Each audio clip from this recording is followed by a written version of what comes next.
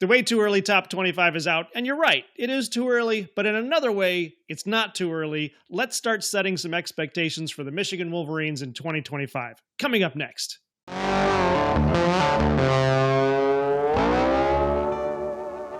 Welcome to the Point a Minute show on Michigan football at the Voice of College Football, where we make one outstanding point for every minute of video. My name is Cliff. His name is Mac. Let's get into some preseason expectations. So On3 came out with their way too early top 25, and we're not going to dissect it too much. We're just going to kind of get an overview of what they're seeing, what Andy Staples wrote about on On3, and what this top 25 looks like. In particular, what does it look like for Michigan? We're used to the hype. We've seen the hype. It's time to get real and start setting some expectations. So last season, Michigan started in the AP poll at number 9. That didn't pan out. They got knocked out of the rankings after a couple of weeks, tried to crawl back into it, didn't really work.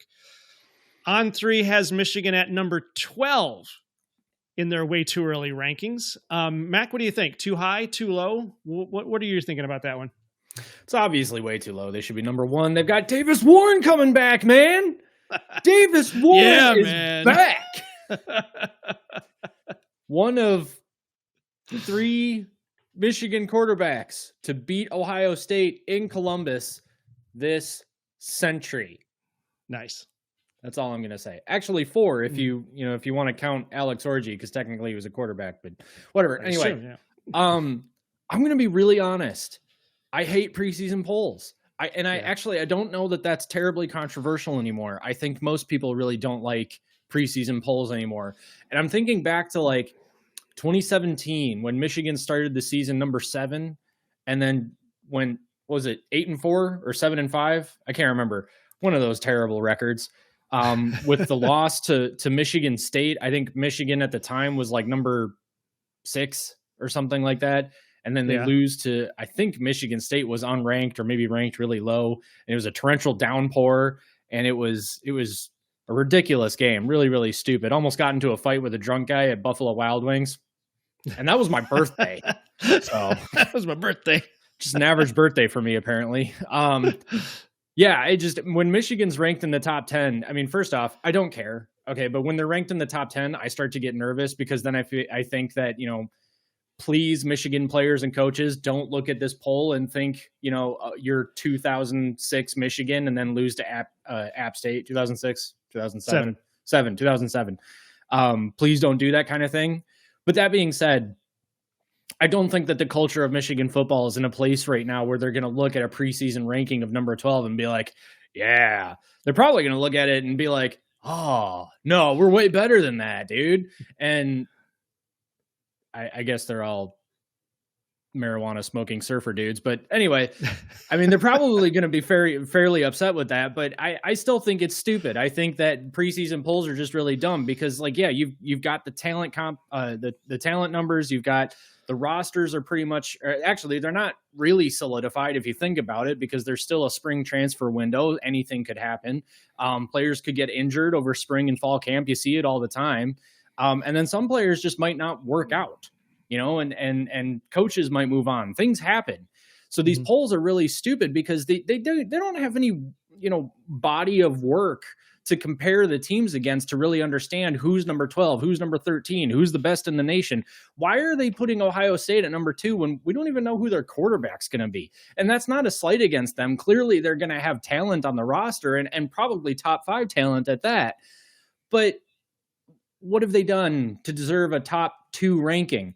And then if you give Ohio State a top 2 ranking, and if Ohio State for some bizarre reason loses in the first week of the season, is that a good win all of a sudden? Or was Ohio State overrated? Or was this other team underrated or something like that? And that starts to have an effect on CFP rankings. And let's not pretend for a second like the CFP rankings aren't influenced somehow by the AP poll rankings. The CFP is trying to get a feel for what's going on around there. And there's 130 some odd teams.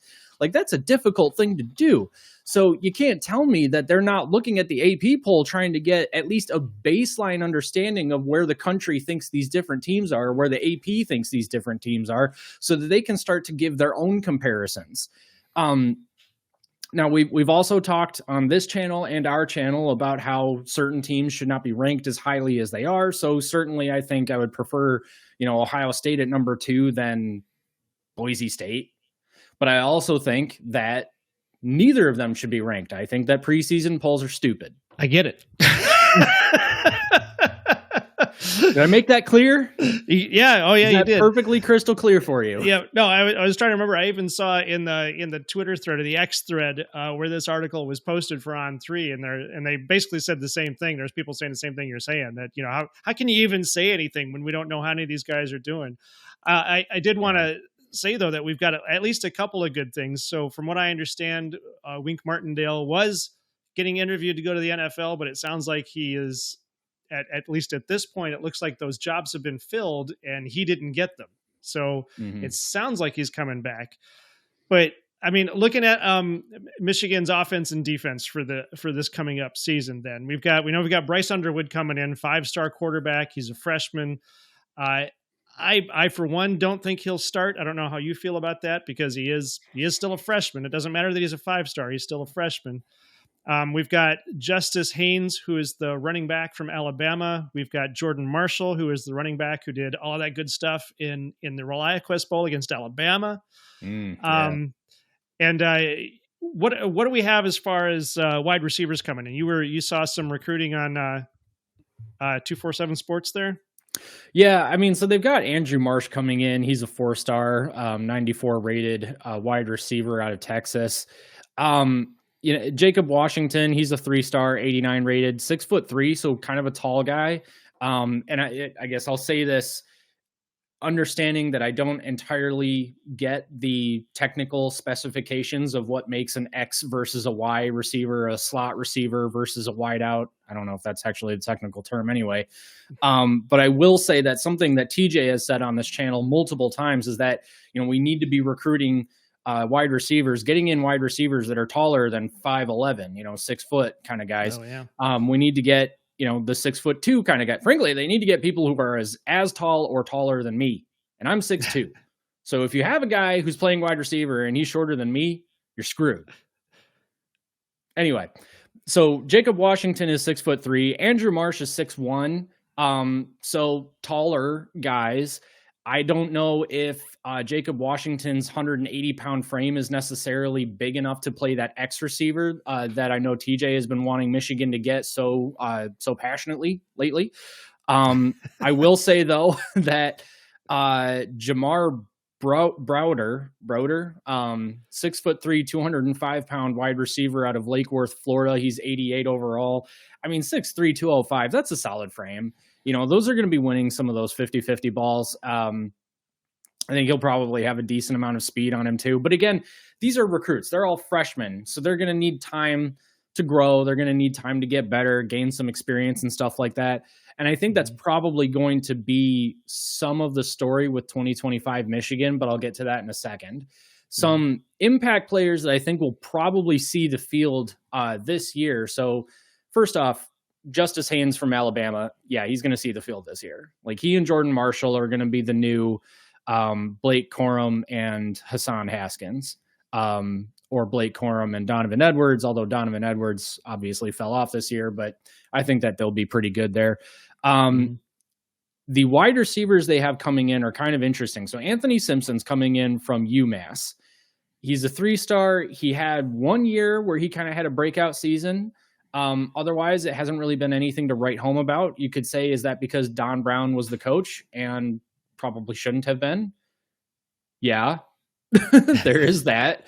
Maybe the play calling didn't exactly complement his skill set. The other thing is that he's 5'11", 180. So he's not exactly the X receiver frame that I think that we would like to see for Michigan. That being said, Michigan needs somebody to catch the ball because their wide receiver room is just empty right now. Not kind of, it's totally empty right now.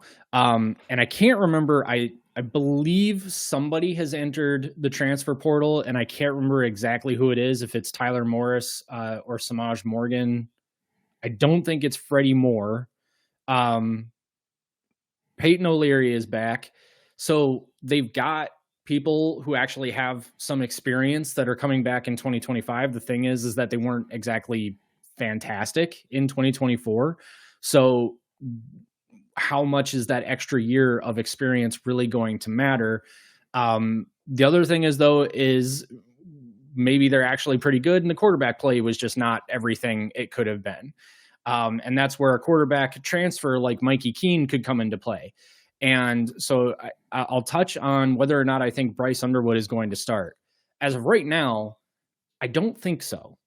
I think that it's probably going to come down between Mikey Keene and Davis Warren, as much as everyone watching this video just started screaming in horror.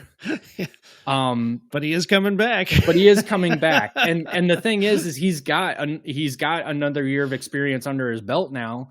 Yeah. And I mean, I'm not going to lie. He made some throws against Ohio State. I understand he had the 2 interceptions and the 1 interception to Jack Sawyer was just like, bruh. But yeah. But the dude can play under pressure. He can play under pressure. And he didn't get any worse. No, and he gives his all every single week. And did I mention that he is one of 3 quarterbacks that went to Columbus and beat Ohio State? That's all I've heard that somewhere. Yeah. That's all I'm going to say. Build the statue. All right. So the quarterback room is going to be interesting this year. I think if I put money on it, I think Mikey Keene is probably starting. Because I think from a talent point of view, he's probably better and has a wider skill set than what Davis Warren has.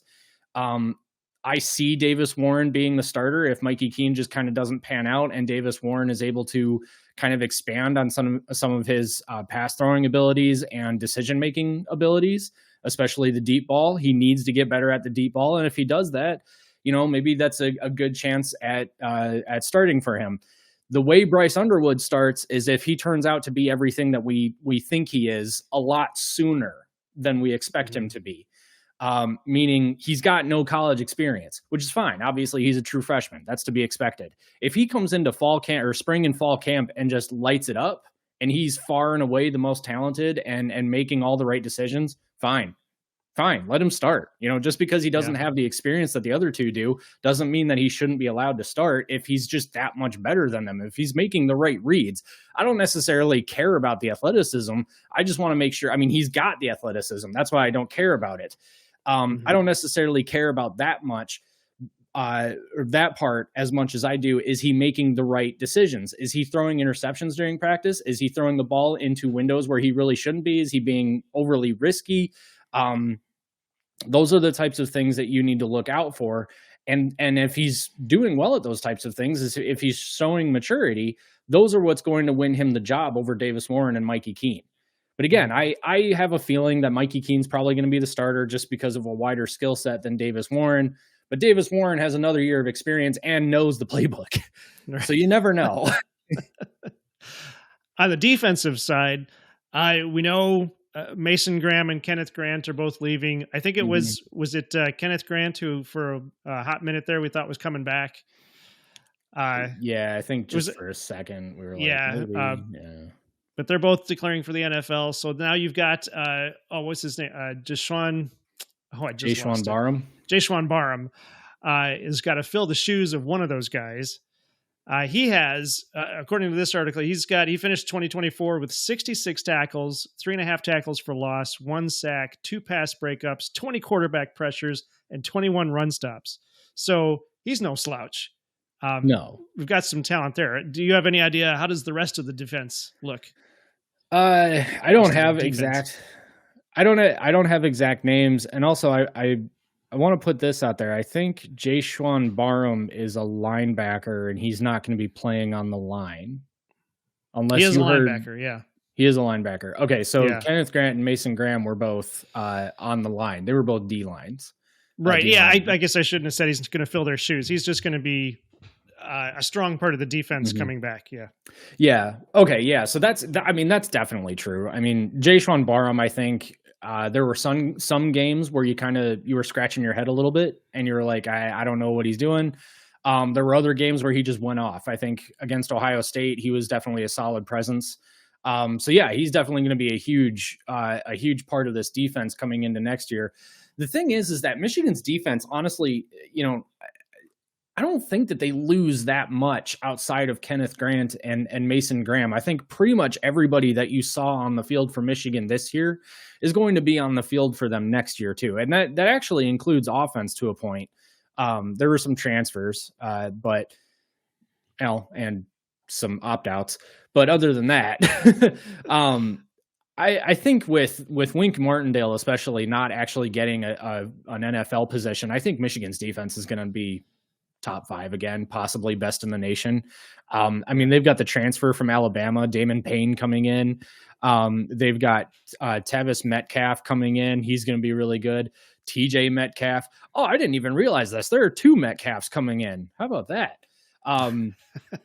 Trey Williams coming in from Clemson. He's a 4-star. I mean, so they've got talent. They've got pieces that they can just go ahead and do a plug and play kind of situation. And then they've got some really good recruits that are coming in that they're going to be able to coach up pretty well. Bobby Conka out of Howell, Michigan, which is pretty sweet. All right. Yeah. Yeah.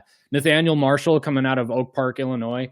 So, I mean, he's a 4-star. So they've got a lot of really great talent that's coming in, but they've also got pieces that are going to be a plug and play for them this year too. So I think the defense isn't going to skip a beat. All right. Yeah. Let's not get too much deeper into speculation on all that, because like we said, it's way too early. But as far as that goes, briefly, what are your personal expectations for Michigan this year? What do you want to see them do? Well, I looked at their schedule, and I'm looking at their schedule right now. When the schedule first came out, I'm not going to lie, I tweeted that I saw 12 wins. Ooh. I did. Right. Starting off against New Mexico, that's a win in my book. Going to Oklahoma is not very good, and I think Michigan's defense is going to do it. That's a win. Central Michigan at Nebraska. At Nebraska is going to be scary, but I think that's a win. Wisconsin, USC, Washington, Michigan State, Purdue, Northwestern, Maryland. These are all wins. And then it's Ohio State. And I mean, come on, dude.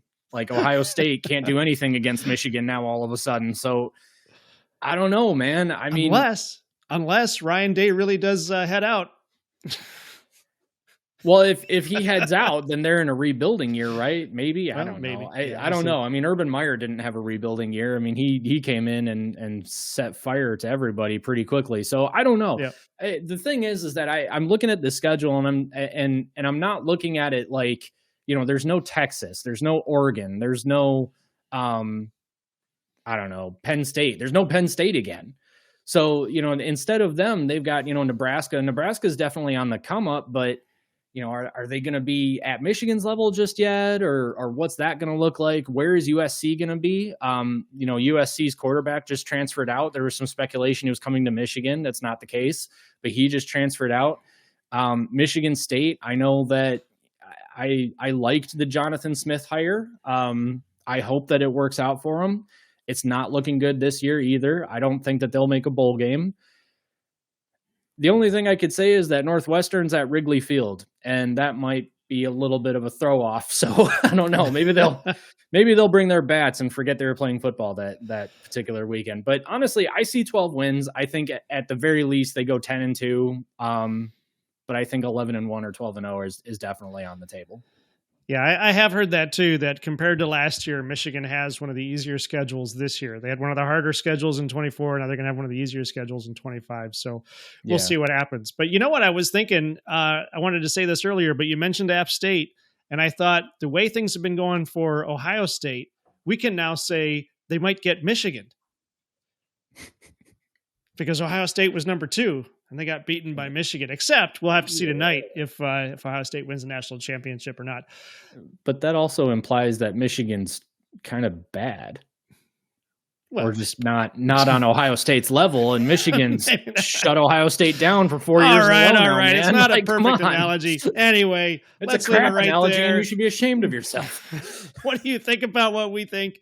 Leave a comment and let us know. You can find us on X. My handle is Dog Team Rivalry. That's DAWG Team Rivalry. And Mac is B1G Team Rivalry, or Big Ten Team Rivalry if you prefer. Both of us are on X. Stop by and give us a follow. If you want more great analysis on college football, check out all the shows right here on Michigan Football at the Voice of College Football and all across the Voice of College Football Network. You can also catch Mac and I on the Big Ten Team Rivalry show on YouTube on our own channel. I almost said Wednesday night at 8, but that's not really a thing right now. That's intermittent. But we are on YouTube, and you can find us there. And I'm going to stop talking now. Mac, take us out. This is Michigan Football at the voice of college football.